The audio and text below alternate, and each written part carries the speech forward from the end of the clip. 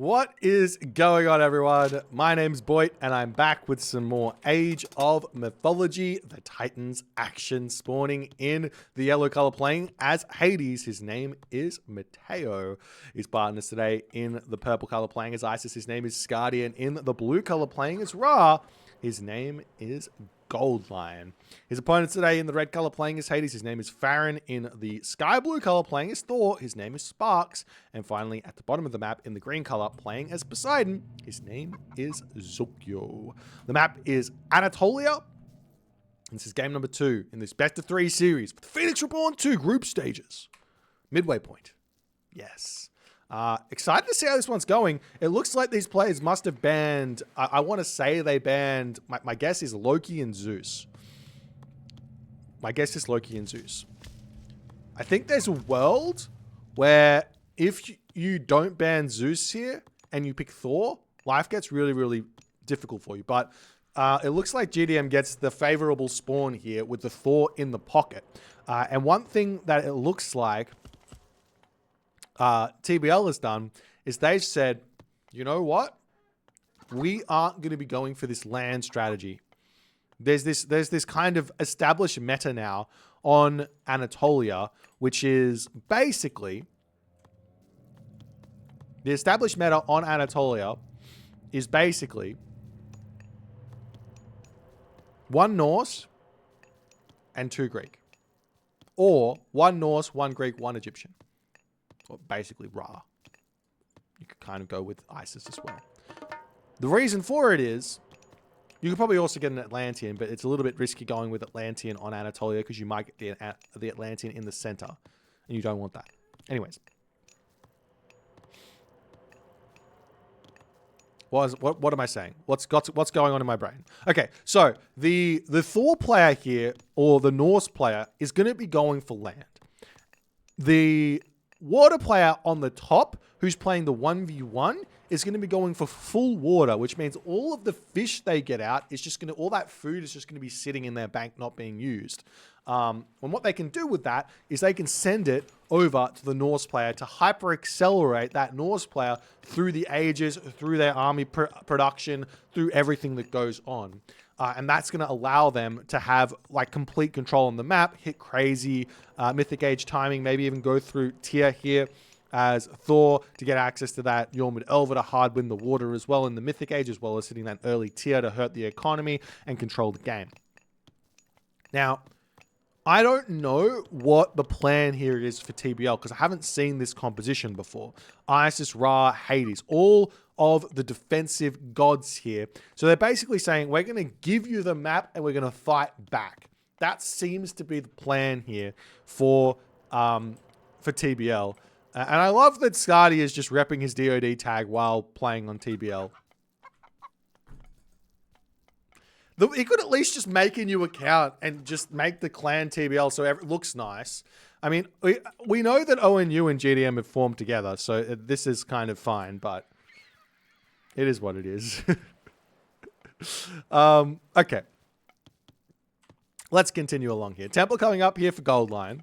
Ares coming through now for Zokyo. No surprises there from Zokyo. He wants that early advantage on the water because he might be fighting 2v1 here. Yeah, in fact, I think he will be fighting 2v1, so he needs to get a whole bunch of docks up. It might even be worth it. Probably not, actually. There's enough water to pass a watchtower, but it might be worth it to throw a tower up or something on the water there. We'll see how it's all going to go. Ares, Athena coming through here for Farron, as well as Freya through for Sparks. And it looks like these Egyptian players, they're taking their time with this advanced time as well. As Gold Line's going up through Ptah here. Relatively decent timing. Scardi's Temple is very, very late here on this one. Lots of docks on the front, though, so going for that dock spam. A la Magic 2015 or something. This is really, really tough to deal with because there's just so much arrow fire coming from those docks for very, very cheap. And we are seeing the Athena coming through for Mateo as well here. But a very fast advance time from Zokyo. Rushes out that purse scene there. Has the docks up. Or at least 2 docks up. He needs to get himself some stuff coming out here as well. As, do we see... What are we seeing here from Sparks? Herso coming out. Do we see any ships from Sparks getting up another dock here. Looks like he's just going for Herser at the moment. So Thor is a bit of a counter to Loki on this map, or at least a theoretical counter. We're yet to actually see it work in a serious game. But if there's no Thor, you don't have to go for the mass Herser. You don't have to go for Forseti. And he's going to be throwing down a Dwarven Armory and a Longhouse, and you can go for like mass raiding cavalry here. No problems. Or even mass Ulfsark here as well, with like a huge amount of upgrades. Obviously without the Lone Wanderer of Odin maybe going for those Ulfsarks is not the best idea, but we'll see how things are going to go as Zokyo now pushing forward, going to be pushing Matteo back. Archer ships coming out here for Matteo to defend. And in the main base of Skadi, we do see him with lots and lots of villagers on wood. So he's also going to be fighting the water here, it seems. As Zokyo comes forward, going to start wailing away at this dock here. Does a lot of damage with that 12 crush damage there as well. Zokyo going to be dropping himself the Pestilence onto this position here. Matteo's got himself another dock back here as well, though. So it shouldn't be that big of a deal. In fact, he's actually got the archership advantage for the time being. Meanwhile, on this position, Farron versus Goldline, you just have to play defensive here. Your job as the flank player, as the 1v1 player here, is to just play defensive and not lose the water. Obviously, if you have an advantage, go for it, but yeah, we see the copper weapons coming out here. This is patch 6.0, so that the Thor upgrades are going to come in very, very quickly. This is probably the best time for you to be using this upgrades, having that extra economy coming through from an ally. This is going to be helping him out quite a bit as medium cavalry coming in as well. The raiding cavalry going to be starting up there as the trireme going to be harassing those fishing ships up on here. Skadi does look like he is building cabinets. So Zokyo is back here on the defense as Skadi going to be pushing forward. Zokyo going to attempt to defend himself over here, pulling back from these ships. Those fishing ships need to be taken care of, though, as he does pull them back here. Gets a little bit of spray there from the archer ships, but nothing too bad. As Goldline still pushing forward. Goldline doesn't have an advantage here. Great positioning there from Farron there, spreading out his arrow ships like that. But we're now starting to see the raiding cavalry coming out. Relics coming back here for Zokyo as well. He's got arrows of the Alpha and Osberg Wagon. That's a big one there. As the forest fire getting dropped on to Matteo here. Matteo pulling off of the wood there. And the raiding cavalry are going to start causing some problems here in this game. I wonder how many resources he's actually got. Very, very nice spent here. Probably could put even more longhouses up, or it looks like he might be wanting to go to the next age here as well, because he's cut everything. Shaft mine coming through as well there for him. As the archer ship's pushing forward. Fishing ship's going to be pulling into the docks here. As Zokyo just trying to defend here. He should just fight this. He should just fight this. Not restoration, but prosperity coming through there as well. Armory coming up as well. As Farron on this position, defending nicely. Good micro over here. Arrow ship differential here. We've got 16 to 12 here. So restoration getting dropped to defend. And Goldline just going to be retreating back there. Zokyo pulls back. We do see a town center actually coming up for Sparks there as well as the raiders coming through. This is really important for Sparks because Sparks' big advantage in this game is going to be Ragnarok. That's going to help out a ton, especially Ragnarok with Osberg Wagon, with a market in the corner. That's going to be huge as some villagers will end up getting sniped down here. Great play from Sparks to get this attack in. The Sentinels getting taken down as these raiders are just going to be pushing off of wood here, and this should give Zokyo an ability to defend here. As the, obviously Skadi here is going to be doing what he wants to do, but Zokyo pushes in. We do see Hathor coming through, so a bit of a semi-fast heroic from Goldline. I don't know if Farron's doing the same thing, getting out his heroes as well, as the raiders do manage to find the villagers on this spot, trying to take them down, but he is losing a lot to these watchtowers and this raid coming through. The villagers simply just pulling into the town center, not losing anything there, just raiders getting taken down. Sphinx coming over here as well for Skadi to help defend. And this is looking very, very good for TBL at this point as Zokyo pulls all the way back here. Sparks in a tough position there as well, losing all of his fishing ships. But he does have 3 town centers coming up on this position as well. Farron is pushed back. And we are seeing Skadi getting prevented on that forward position there as the raiding cavalry pushing around. Do we see Thundering Hooves? Not just yet, but he does spot that Pharaoh there, going to be taking that one out. One option here for Skadi is to get to that heroic gauge as he's starting to make spearmen, though. I don't particularly like this. Get to that heroic gauge and make cavalry. Cavalry against the raiders here is a good response because they move quite quickly and you can defend against them, and plus you could also click Ancestor Clips onto the main base as we're seeing some farms coming through here for Sparks as well. What does TBL stand for? The Brazilian Legends, I believe. That's the Minotaur getting pushed back. Nice defense here from Goldline. He's going to be taking this game straight to the mid game here, getting the talents, and don't have to care about the water here at all, in my opinion. Everything that matters at the moment is on the land, getting gold, getting units out, all the good stuff. You could go for early arrow ship cladding and try and push through with a timing attack, but well, you should be getting arrow ship cladding anyways. As the town center does come up there, the hero is going to get taken down. We're still seeing those raiding cavalry searching for raids here. Town center on the back up for Skadi. Town center on the front coming through here as well as the spearmen in on that position as well, as the archer ship's going to clean up all of the fish of GDM here. There's GDM searching around for something to take out on this spot. And we do have a fortress coming up for Farron there as well. Another siege works coming through here. Gold Lion going to be trying to grab that position as well. As Thundering Hooves about to finish up here for Sparks. He's still in the classical age, but he's got a lot of economy coming in because of those town centers. Bronze weapons as well. What else has he got? Wow, bronze weapons, bronze shields. No copper mail just yet. That'll be the next one for him to get, but he is really focusing on those upgrades in this game. He's going to have some incredibly strong units here. And walls coming up as well. I love this. I love this from Sparks. Get those walls up. If your units aren't doing anything else, just get walls up. That's totally fine where that's concerned as well. But we'll see if Sparks is going to find anything down here. There is a straggler villager he can snipe down. Going to be able to cause some problems there as the fishing ship's getting taken down over here. Sparks not paying attention on that one, as all these docks are going to get cleaned up, and TBL can very, very comfortably move into the next portion of the game. Zokyo's got 2 town centers on the bottom. You can grab that third one on the back there. All the gold mines here, though. Or no, he does have a back gold mine on this spot, but he could come forward and grab this one early and then push back if he gets pulled back there. But Sparks has definitely pulled ahead in this game. As we see a Locust onto this spot. Whoa! I love the Locust Siege Tower push, but you've got to be sending multiple Siege Towers in to make it happen.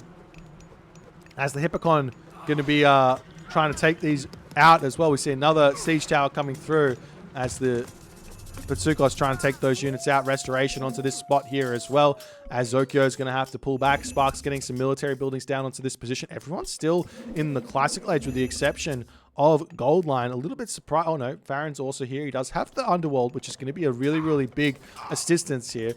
Really, you don't want to be taking these fights against the Ra if you can help it. He does have the fortress here to help defend himself, but we'll see how things can go here. Do we have a... we're still not in the heroic age here for Sparks, as he's already got himself... Is that bronze mail through now? Yeah, he's got bronze mail already. Those are some incredibly strong Thor units at this point. But Skadi is still very, very big. He is making the spearmen. Does he have armor upgrades himself? No armor upgrades, just those spearmen to help on this position here. So it looks like GDM will be winning this fight because of the armor upgrades, because of the numbers. So Skadi and Matteo, they need to retreat back here. It's very, very even in score at the moment. Even though it looks like... well, actually, no, Farron's won the water over here. So that's really big for him. This is really hurting Goldline. Goldline needs to put farms down in his main base there as well.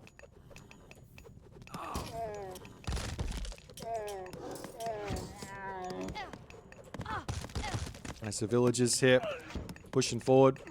Chariot archers pulling back.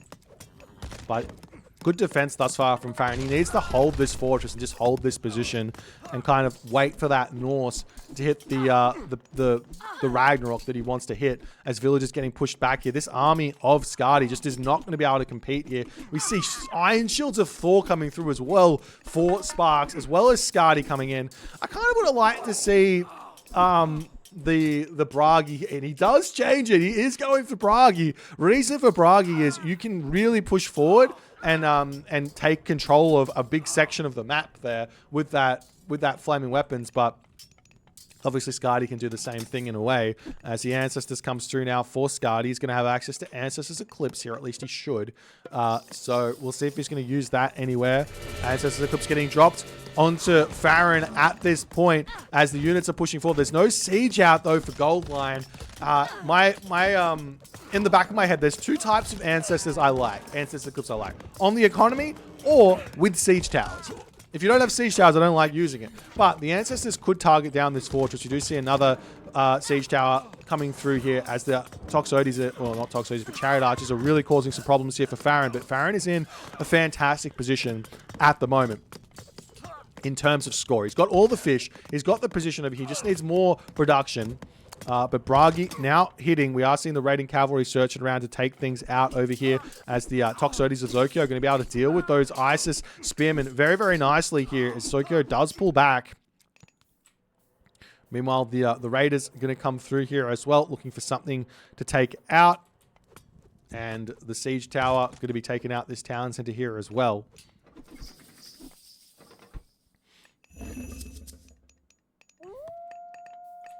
There's more walls coming up for Gold Lion over here.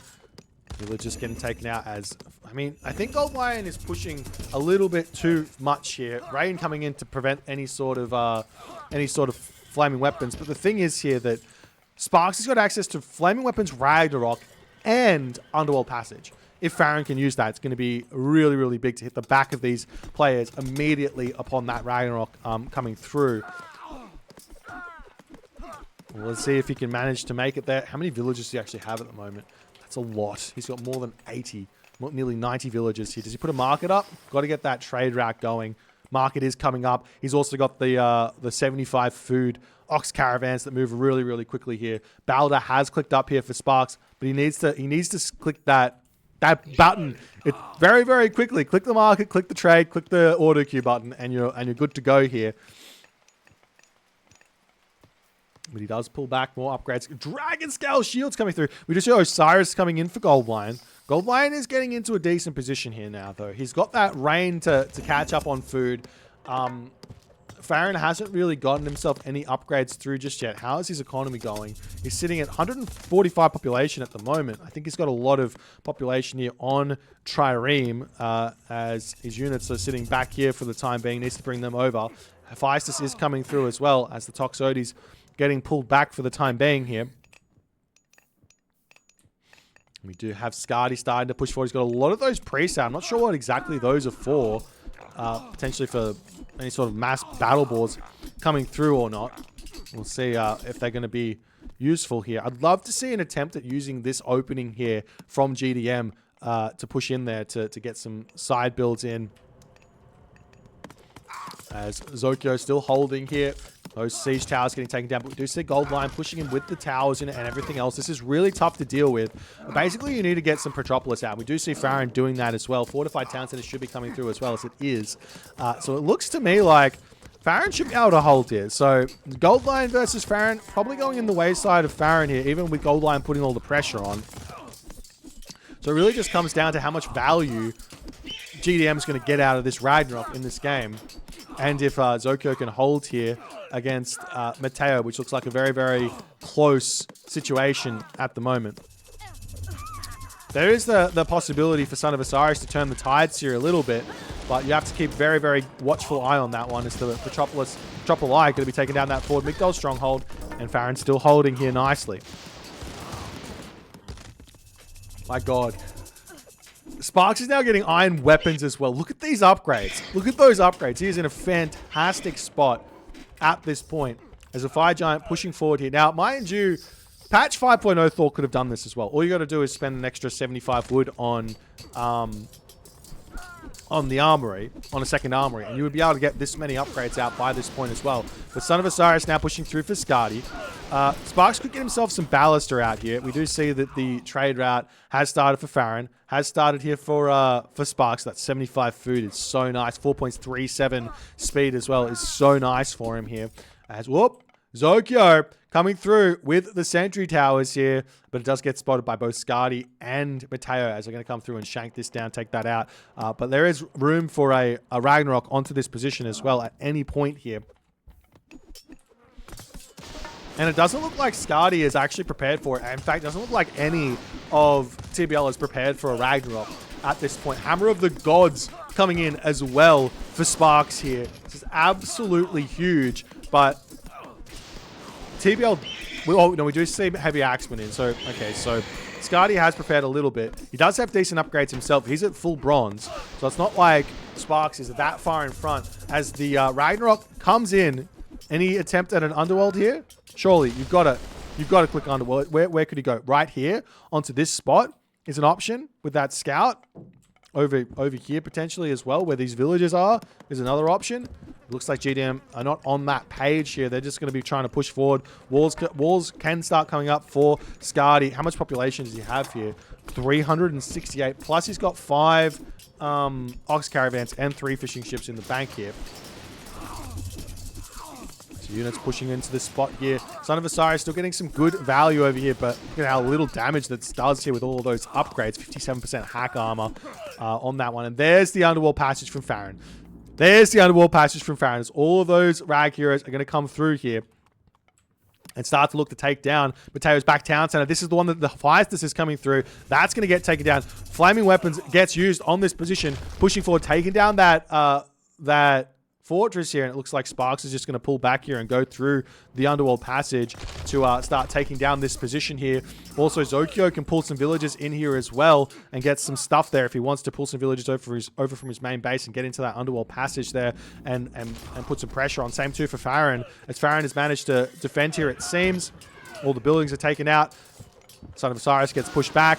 Town center coming up here for Sparks as well, as Mateo, he's about to lose that main town center that's going through Hephaestus as well. Over here is the actual safe town center for the time being.